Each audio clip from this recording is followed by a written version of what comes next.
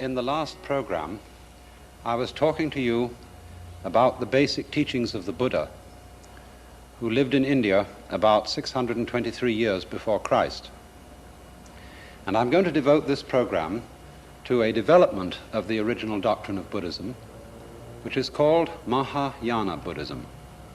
Maha means great in Sanskrit, and yana means something like vehicle or a conveyance. And Mahayana Buddhism is today found in the northern part of Asia, that is to say in Tibet, China, Mongolia, and Japan, and is contrasted with another form of Buddhism, which is properly called Theravada. That means the way of the elders, or the doctrine of the elders. Only it's impolitely known as Hinayana, the little vehicle. And this is found in the south of Asia, in Ceylon, Burma, Thailand, and Cambodia. And Mahayana developed in India probably somewhere between about 100 BC and 300 or 400 AD. This was the whole period of its germination. And what it really is a very profound philosophical elaboration of the Buddha's original teachings, drawing out certain things that were implicit in those teachings, if not actually stated, on the principle that if the original teachings are something like a seed, which has any vitality in it at all, it grows into a tree. And sometimes a tree doesn't look very much like its seed, although the tree was, of course, implicit in the seed from the beginning.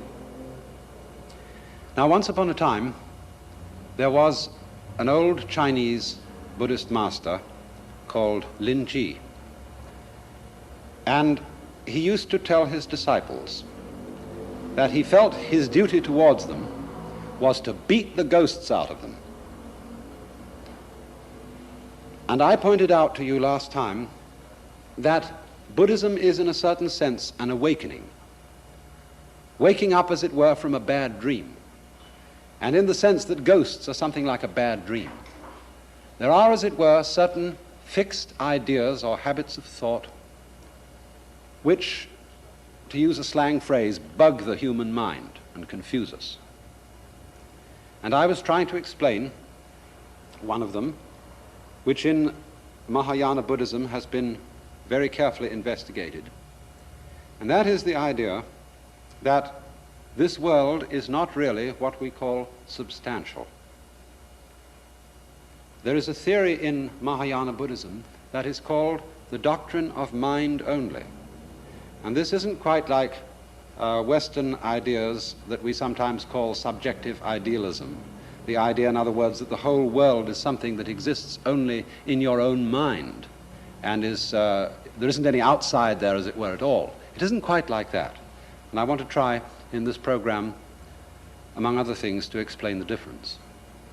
Now, the important point to understand from this was contained in the Buddha's original teaching is that the whole of our world of experience is an experience of pure pattern. Just, as it were, formation or process without any substantiality in it at all. A pattern of form constantly rippling and changing and shifting and always flowing, as it were, from one thing to another. try and conceive then the idea of all the forms and things of the world as being form and nothing but form, and having, as it were, no stuff underneath its constantly shifting changes. This, of course, is a difficult idea for us to imagine, because it's so contrary to our ordinary common sense. As I explained last time, we tend to think of our world by analogy with the potter's craft. Just as a potter makes pots out of clay, so we think of all the various things in the world, the mountains, the stars, the trees, people, and so on, as being made out of some stuff. But as we know from our own science, and as the old Buddhist philosophers knew in earlier times, we can perfectly well give an account of this world, describe it and talk about it, in terms of form alone, without ever having to introduce the concept of stuff. And that's only a difficult idea for us to understand, because we have fixed habits of thought that make it seem strange to us when we try to clarify it. Now, this involves another idea that is common to all schools of Buddhism, which again, for the same reason, is difficult to understand. And this is called in Sanskrit the doctrine of an-atman, A-N-A-T-M-A-N. And that means non-ego. That is to say, the doctrine that the feeling that we have of being I, a thinker behind thought, an experiencer behind experience, a feeler behind our feelings, and a sensor behind our sensations. That feeling is agreed by all schools of Buddhist thought to be an illusion. But you see, this immediately surprises us because it seems to be one of the most common sense feelings we could have. Not simply that I am I in the sense that I am my whole physical organism and body, but also to feel that there is some kind of permanent entity or center of consciousness inside the body, receiving all its experiences and being the main director of its actions, sitting in the body, as it were, like a chauffeur inside an automobile, or as if we had some sort of little man inside our heads. And so it does seem a fundamental, commonsensical idea that we, as ego, as I myself, as the knower, the little man inside the head, am a sort of screen upon which life is constantly writing a pattern. And we develop from this the fear that the writing of life upon the screen may wear the pattern out, in the same way, for example, as if I were to write here upon the sand and begin to trace patterns in it. Now, as I go on writing, the sand begins to be scattered. And so in the same way, we have, as it were, the impression that the constant motion of life is wearing out the conscious knower, the ego. And therefore, we develop a kind of resistance to experience.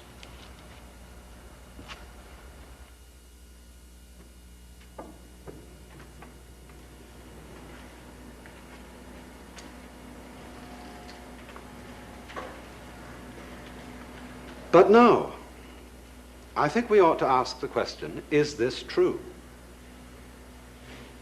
Is experience something that happens to us, that we have? Or would it be more accurate to say that there is simply a process of experiencing?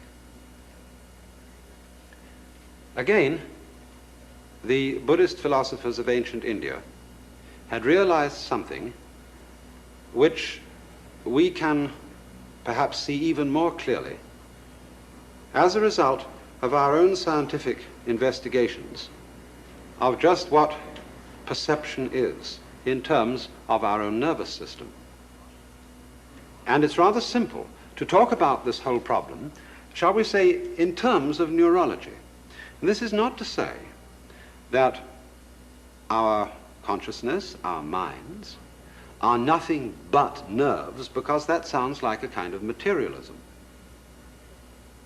We have to understand that we don't know, as it were, what the nerves are in terms of some kind of material substance or mental substance. We can think of our nervous system simply as a pattern. Now, the important point to realize first is that all that we see in terms of an outside world, color, texture, shape, and so on, is going on inside our heads, going on inside our nervous system. So that when we, say, touch something and feel that it's hard, what we are actually experiencing is not so much the outside thing. It's true, the stimulus is coming from the outside world to our body. But what we actually feel and experience as hardness is a particular activity or process going on inside our nervous system. So that we could say all that our experience of the external world is felt directly only as an experience of the nervous system. And even that, in a way, is not quite correct, because when I say an experience of the nervous system, that what we are experiencing is a state of our nervous system, this still isn't a simple enough way of talking about it, because it sounds again as if there were, behind the nervous system itself, an experiencer. What we have to try and get clear is that our sensations are processes in the nervous system, and that those processes are us. The self is the process of sensation. In other words, there isn't a sensor behind sensation. When we have a sensation, we don't have it, we are it. And so it helps then if, first of all, we could think of the nervous system as being a pure pattern, something like the one I'm going to draw. I'm going to draw a pattern in 4 stages of its movement.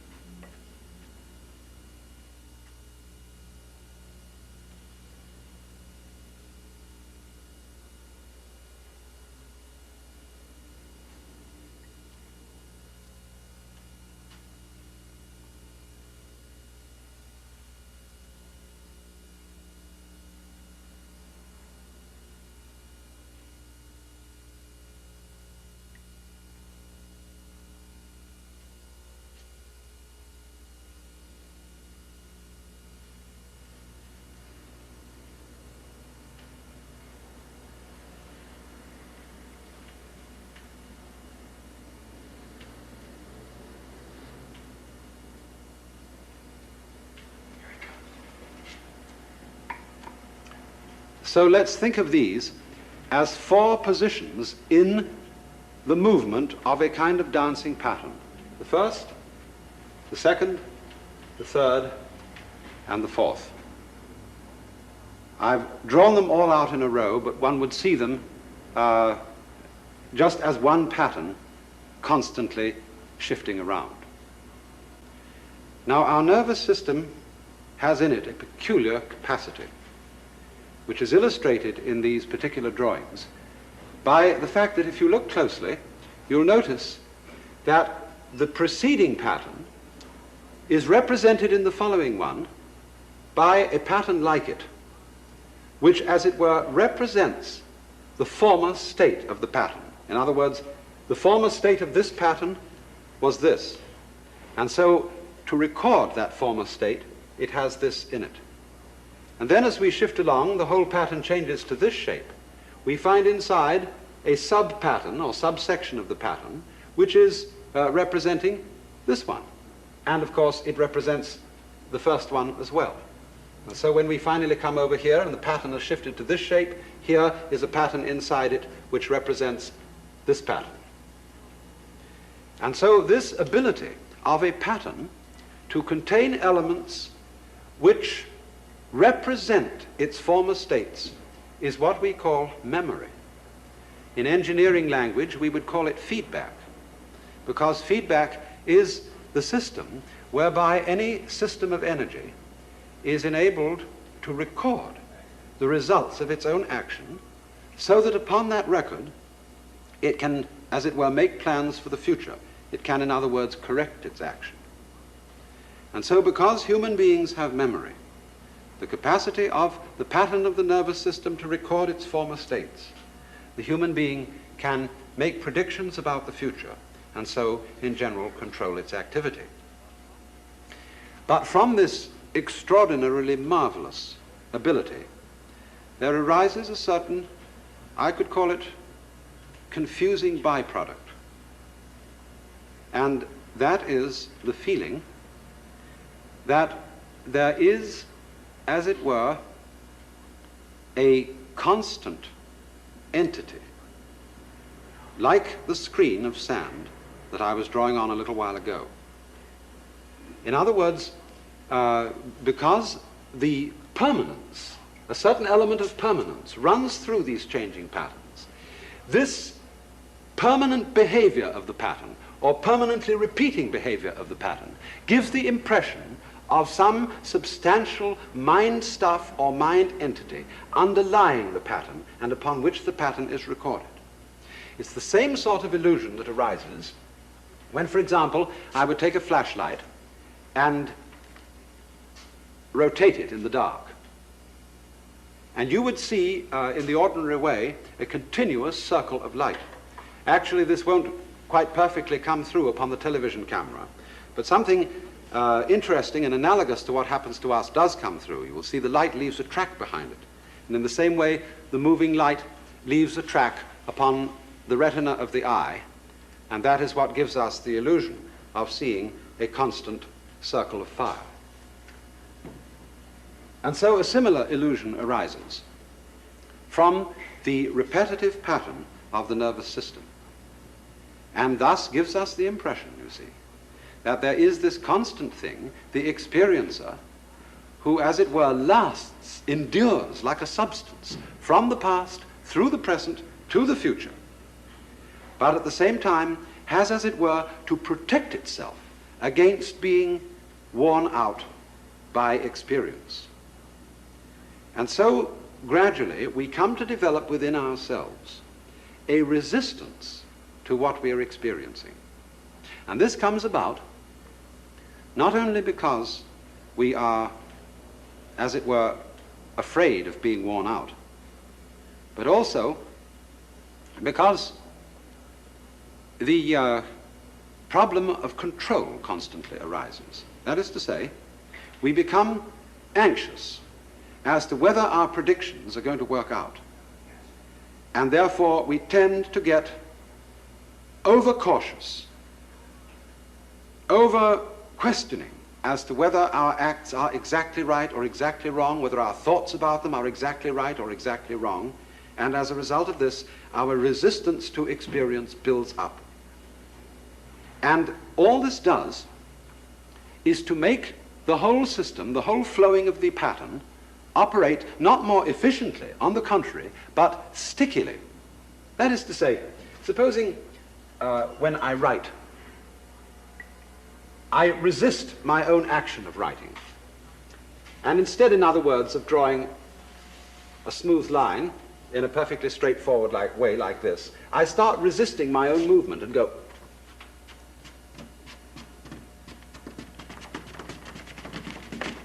You see, it begins to shake. And in very much the same way, we begin to develop a kind of chronic shakiness, which we call anxiety, when we start resisting our own process of feeling too much. And as a result of that resistance, we get not only chronic anxiety, but a chronic feeling of frustration. And then, in other words, we feel, well, something's got to be done about this too. And what does that lead to, though? It just leads to more of the same kind of thing. If, in other words, we identify ourselves with this permanent and purely illusory ego substance that isn't really there, we're identifying ourselves with something abstract. We get from this a sense of a kind of voidness, a kind of hunger, which is not physical but psychic. And from that we develop a greed for events, for more and more experience, more and more time, and yet at the same time we know that the more we experience and the more we live, it's going to wear us out. And so from this kind of resistance to life, it leads to further resistance, and thus to a vicious circle, which in Buddhist philosophy is called by this important term, in Sanskrit, S-A-M-S-A-R-A.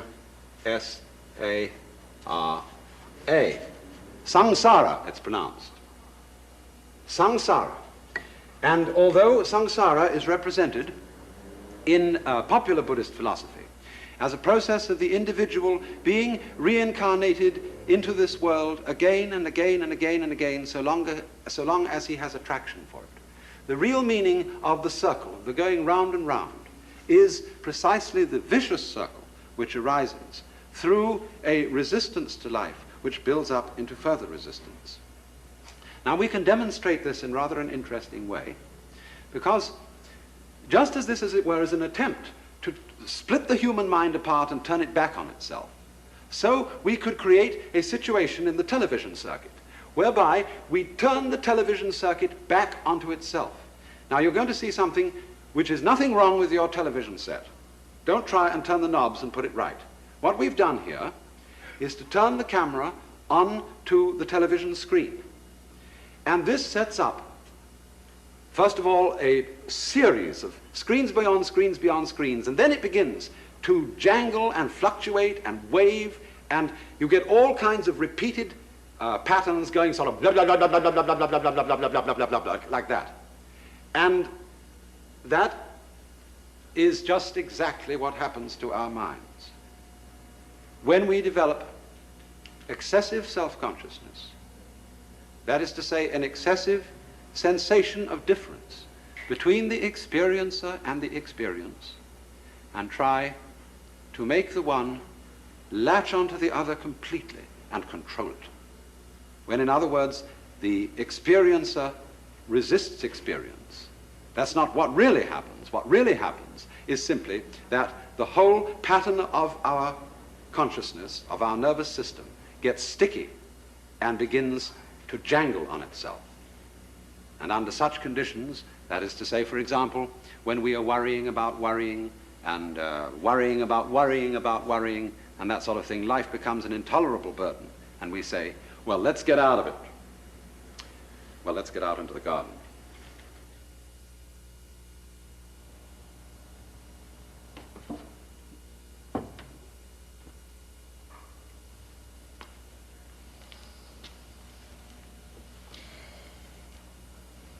And so then, it was for this reason that the original appeal of Buddhism to the human mind was that it offered a way of deliverance from the vicious circle of life. But now see an important point that is absolutely fundamental to the thinking of Mahayana Buddhism. That trying to get out is still working on the assumption that there is a real experiencer to be, as it were, extracted from experience. But what we've just discovered is that that is the illusion. There is no experiencer to be extracted from, who can escape from experience. There is simply experiencing, just the moving pattern.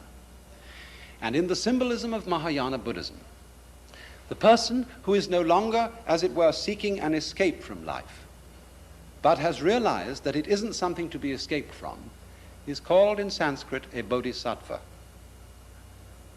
And here you see a typical and one of the most famous of the bodhisattvas, called Kuan Yin, the bodhisattva of mercy, who is thought of as one who has come back into the world of everyday events, there to live it fully and to help all other beings to be delivered. In other words, the ideal of Buddhist wisdom no longer becomes, as it were, a detached and aloof sort of sage who shuns life, but one who loves life and therefore gets thoroughly involved in it. And this is very astonishingly illustrated in another bodhisattva figure who is known in Japanese as Fugen. The interesting thing about this picture is you see a woman sitting on a white elephant. Now, Fugen is usually invariably shown in male form and always sitting on an elephant. But this particular woman figure is a figure of a courtesan. It may seem surprising that a bodhisattva, a great sage, manifests in the figure of a courtesan. This idea is not to be taken exactly literally. What it means is that the courtesan represents, as it were, the most worldly of the world, and therefore represents the life, the nature, the experiencing that human beings are constantly afraid of. The bodhisattva is not afraid, but assumes this form symbolically, and therefore represents the whole attitude of, as it were, overcoming life by not escaping from it, but by accepting it completely and profoundly, through, of course, the discoverer that it doesn't have to be accepted. There is no one separate from it to do the accepting. And so there is an ancient Buddhist verse which says, "Suffering alone exists, no one who suffers.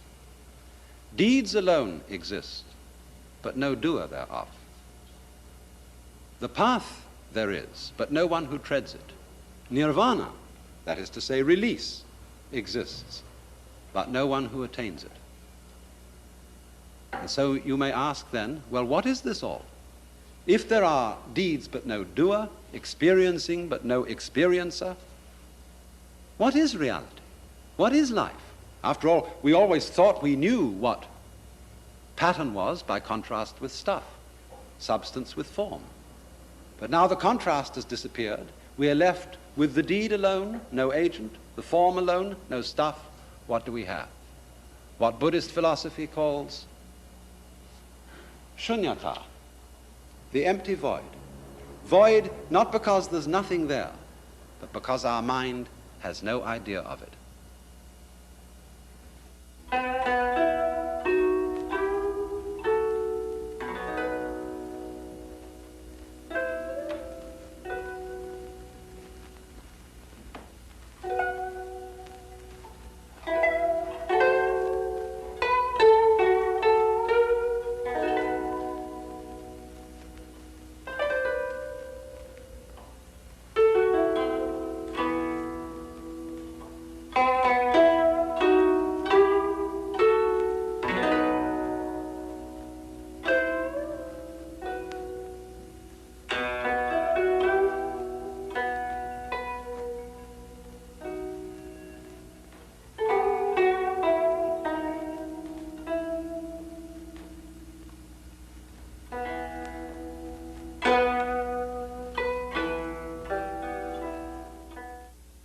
This is NET, National Educational Television.